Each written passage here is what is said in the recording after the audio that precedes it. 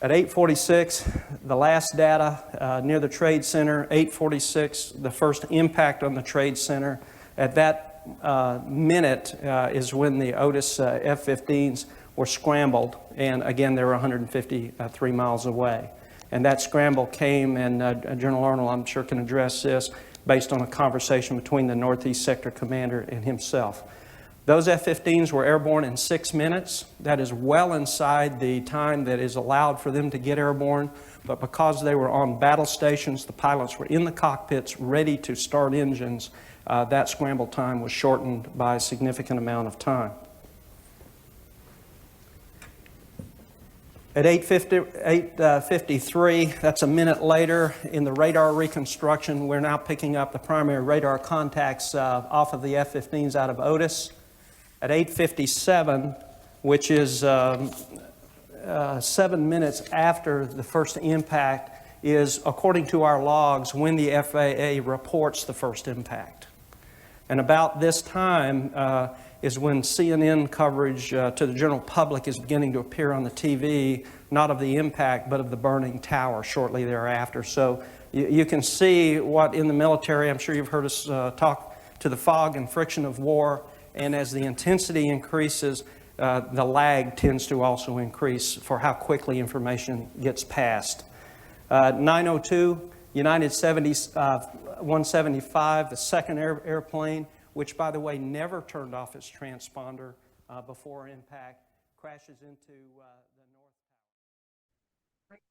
At approximately 7:59 a.m. on September 11th, American Airlines Flight 11, bound for Los Angeles, was cleared for takeoff from Logan International Airport in Boston. On board were 81 passengers and 11 crew members. 2 hijackers were in the first 2 seats in first class, from which the cockpit doors were easily accessible. According to FBI Director Mueller, the hijackers, apparently using commonly available box cutters, seized the aircraft and diverted its course at about 8:13 a.m. At 8:45 a.m., Flight 11 crashed into the World Trade Center's North Tower, which collapsed at 10:25 a.m. Mohammed Atta is believed to have been the pilot because he was the only Flight 11 hijacker known to have had flight training. He spent the night before the attacks in Portland, Maine, flying to Boston on the morning of September 11th. Atta's luggage did not make the connection to Flight 11.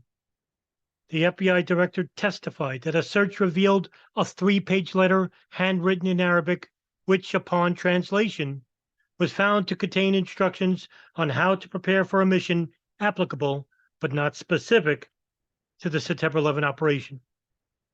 At approximately 7:58 a.m., United Airlines Flight 175, also bound for Los Angeles, left Logan with 65 passengers and crew members. At 9:05 a.m., Flight 175 crashed into the World Trade Center's South Tower, which collapsed at 9:55 a.m. Marwan al-Shehi is believed to have been the pilot. As of December 2002, the Office of the Chief Medical Examiner of the City of New York reported that 2,792 persons are reported as missing as a result of the attacks on the World Trade Center, including persons on the ground and passengers and crew of the 2 planes. Of this number, 2,743 death certificates have been issued. The Chief Medical Examiner has periodically revised the death toll based on continuing forensic and other determinations. At approximately 8:20 a.m., American Airlines Flight 77 left Dulles International Airport for Los Angeles with 58 passengers and 6 crew members. The last routine audio contact with the plane was at 8:50 a.m. A few minutes later, the plane made an unauthorized turn. At 9:39 a.m., Flight 77 crashed into the Pentagon's southwest side. In addition to the passengers and crew, 125 military and civilian Pentagon employees died. The pilot is believed to have been Hani Hanjour. A copy of the letter in Atta's luggage was found in a car registered to Nawaf al-Hazmi that had been parked at Dulles. At approximately 8:42 a.m., United Airlines Flight 93 left Newark International Airport for San Francisco with 37 passengers and 7 crew members. Ziad Jarrah was the only one of the 4 hijackers aboard known to have a pilot's license. Therefore, he is believed to have been the pilot. At approximately 10:03 a.m., Flight 93 crashed into the ground at Stony Creek Township in southwestern Pennsylvania. Telephone calls from passengers and crew to family and friends described attempts by passengers and crew to retake the plane prior to the crash.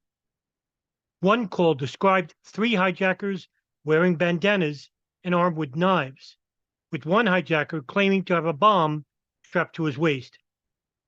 2 hijackers entered the cockpit and closed the door behind them. The passengers were herded to the back of the plane.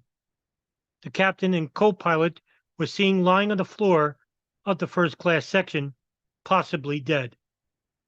At the words, "Let's roll," passengers rushed forward. As described by the FBI director, the cockpit tape recorder indicates that a hijacker, minutes before Flight 93 hit the ground, advised Jarrah to crash the plane and end the passengers' attempt to retake the plane. A copy of the letter found in Aga's luggage and Al-Hazmi's car was also found at the Flight 93 crash site. The FBI notes that some of the Arabic on the cockpit tape, such as supplications to Allah, confirms to the suicide preparation instructions in that letter.